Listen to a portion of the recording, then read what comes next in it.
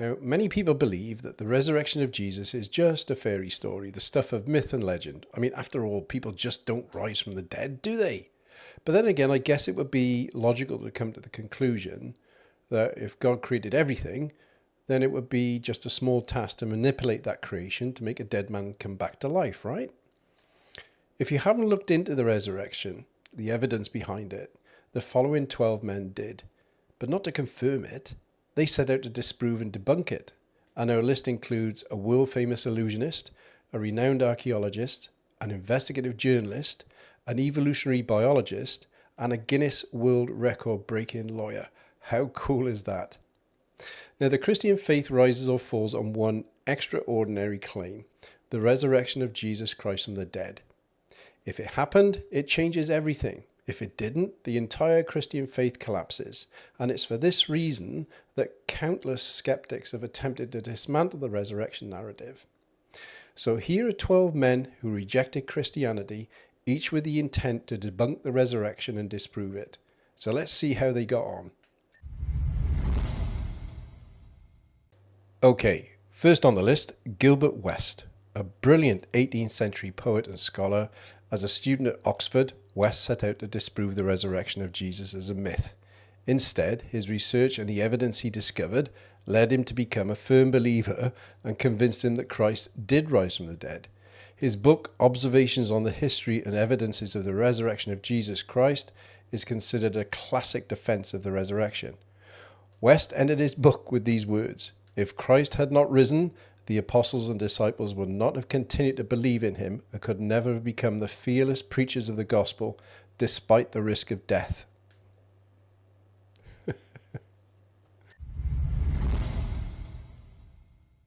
Next up, George Littleton. A contemporary and friend of Gilbert West, Littleton aimed to discredit Christianity by writing a treatise against the conversion of Paul. Unfortunately, his critical study led him to accept the truth of Paul's transformation and the gospel. He published Observations on the Conversion and Apostleship of St. Paul as a defense of Christianity. Littleton came to the conclusion that Paul had nothing to gain and everything to lose by testifying that he had seen the risen Christ. And the reason being, Paul gave up his position and prestige and respect as a Jewish religious leader and his Roman citizenship, and was hounded, mocked, and persecuted for the rest of his life, finally paying the ultimate price for his faith in execution.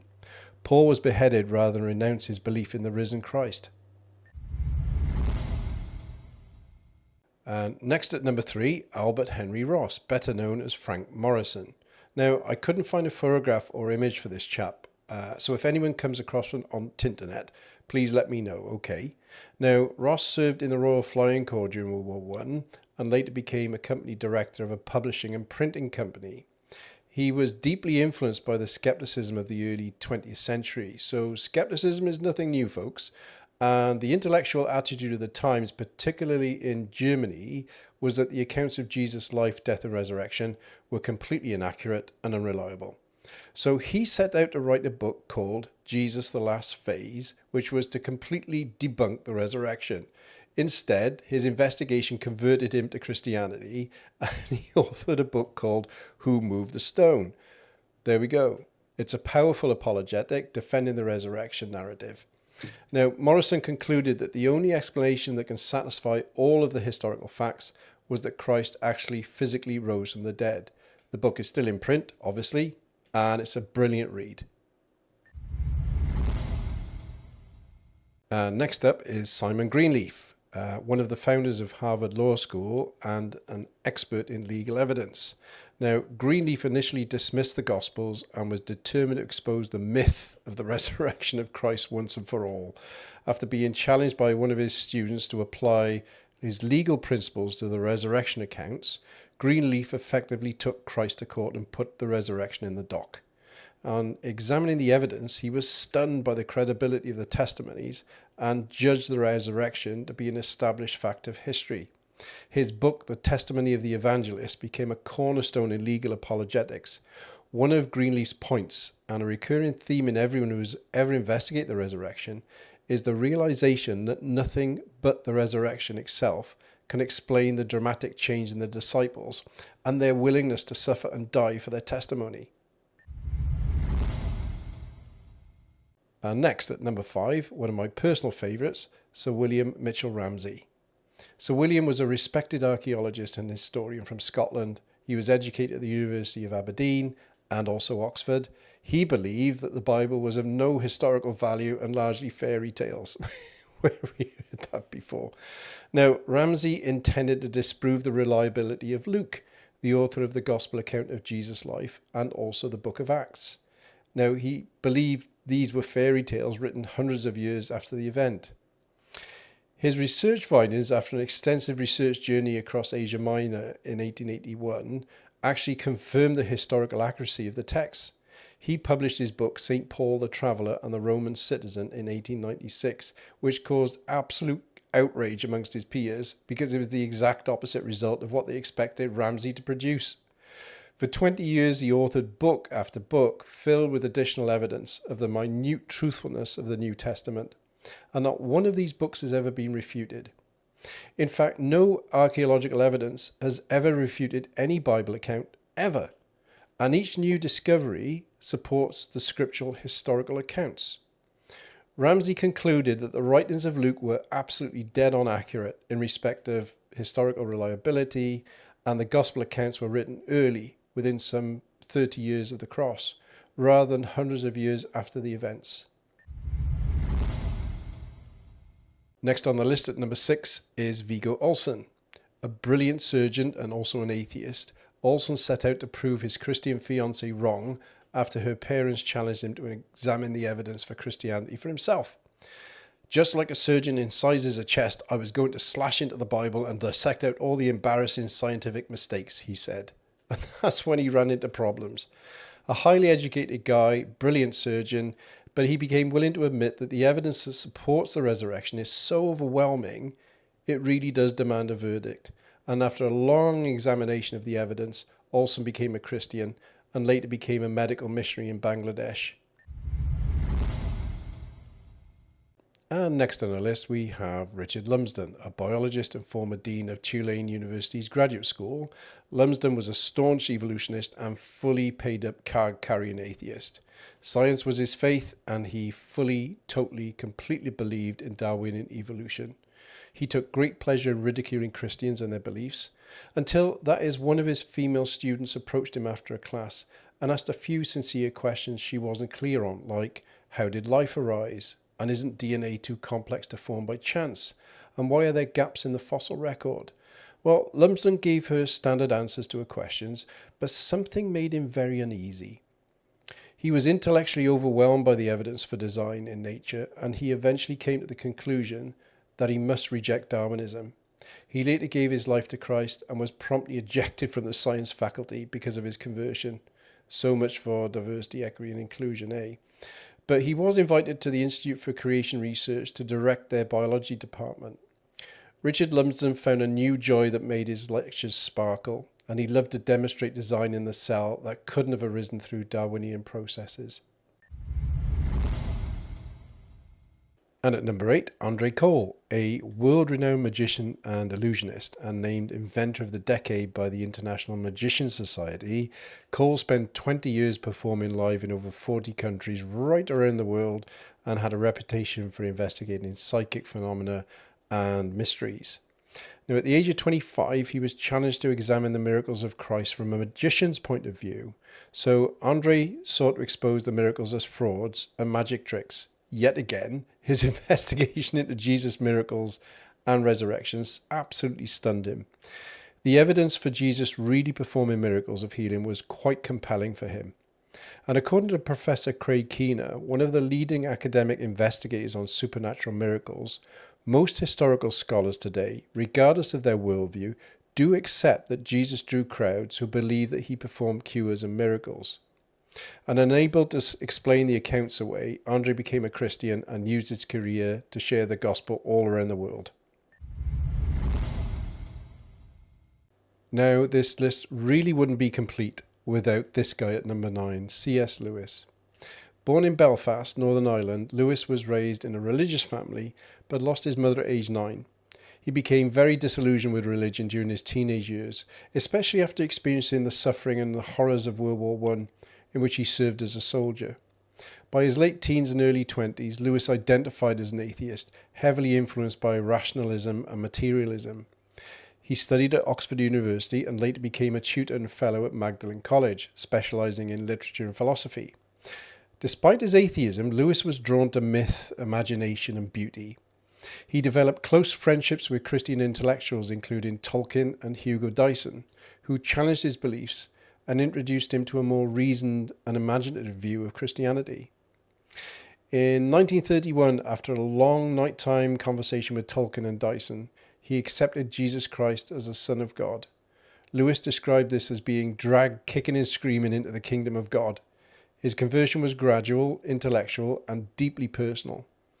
After his conversion, Lewis became one of the 20th century's most influential Christian writers and apologists. He gave radio talks during World War II, later compiled into the book Mere Christianity, and wrote books such as The Problem of Pain, The Screwtape Letters, and The Great Divorce, blending reason, imagination, and theology. And at number 10 on the list is Alistair McGrath. Now, like C.S. Lewis, Alistair McGrath was born in Northern Ireland. He was raised in a nominally religious home, but was a committed atheist during his teenage years. Like many scientifically minded students, he believed that science and faith were completely incompatible, and he saw Christianity as indefensible intellectually.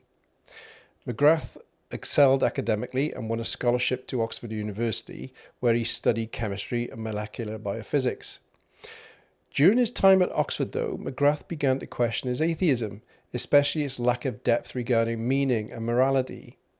And through studying the history and philosophy of science and engaging with Christian thinkers, he found that Christianity provided a more coherent worldview than atheism, and he became a Christian in the 1970s. After his conversion, McGrath studied theology at Oxford and became an ordained Anglican priest. He later earned a doctorate in theology, making him one of the few scholars with doctorates in both the natural sciences and theology.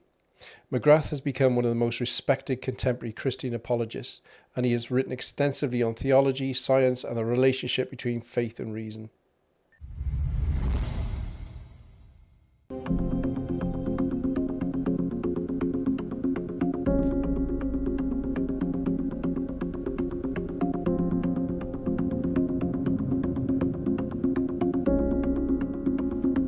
The only way to truth is through facts. The entire Christian faith hinges on the resurrection of Jesus. If it didn't happen, it's a house of cards. No, you just have to show that Jesus died and was seen after. How can we be sure of the reliability of those manuscripts? Archaeologists have recovered 5,843 Greek New Testament manuscripts. Nothing else in history even comes close. You trust the Journal of the American Medical Association? Yes, Jesus Christ died on that cross. You're not telling me what I hope to hear today. What if it is true? Wouldn't you want to know that? The first recorded account tells us that he was buried in a tomb. The empty tomb is based on evidence. Isn't evidence your trade? Faith is the evidence of things we can't actually see. Any careful historian will see that the core account is consistent, even if a few of the secondary details are told from different perspectives.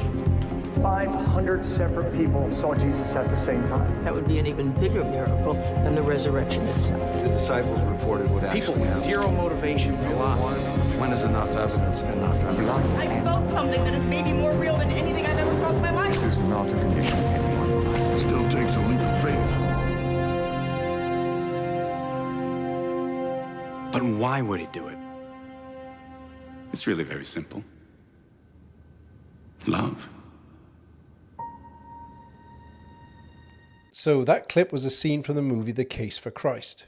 Lee Strobel is an author and former investigative journalist for the Chicago Tribune and editor of the Daily Herald until he left journalism in 1987. Now, Lee's life took a completely unexpected turn when his wife, Leslie, became a Christian. And being a staunch atheist himself, he was absolutely horrified at the prospect of his wife being brainwashed and sucked into what he viewed as a religious cult. Leslie's decision put their relationship under immense strain, and Lee decided that the only way to rescue his wife from her delusion was to disprove the resurrection of Christ. I mean, after all, he was an investigative journalist. How hard could it possibly be, right? Now, fortunately for Lee and his marriage, the immense weight of evidence he discovered pointed to the resurrection being true, from the evidence for the crucifixion and death of Jesus, supported by even atheist scholars as indisputable, the early accounts of the resurrection from creeds of the ancient church to within months of the death of Jesus, the evidence for the empty tomb, with even Jesus' enemies admitting the tomb was empty, and 9 separate ancient eyewitness sources inside and outside the New Testament confirming the conviction of the disciples that they had witnessed the risen Christ.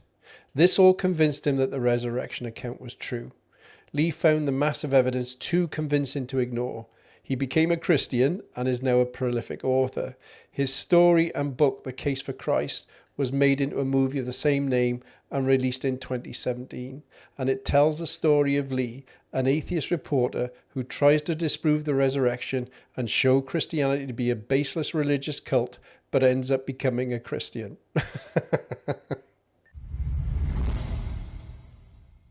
And finally, at number 12, our last resurrection debunker, Sir Lionel Luckhoo.